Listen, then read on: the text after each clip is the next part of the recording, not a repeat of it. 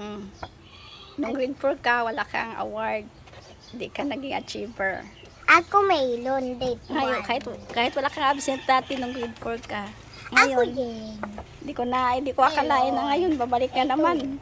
Grade 5 ka na. Nung first grading, hindi ka achiever. Nung second grading, hindi ka achiever. Ngayon, nung third grading, naging first placer ka sa Hanoi competition. Ako din. Sa lahat ng grade 5 sa lahat ng grade 5 level sa Mama, Congress. kasali ako sa Ngayon, nung third grading ka na, bigla kang inachiever. Natap? Naging top 7 ka. Ngayon, bumawi ka. Ako Naging din. classroom achiever ka na ngayon.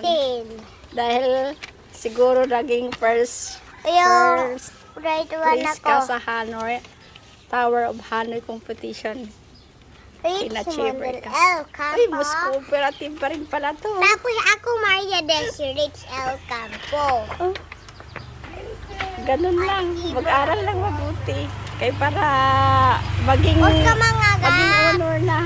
Hindi Mangagat na ka talaga. achiever. Honor na pag ang average na 9 of 9. Yung ganda oh my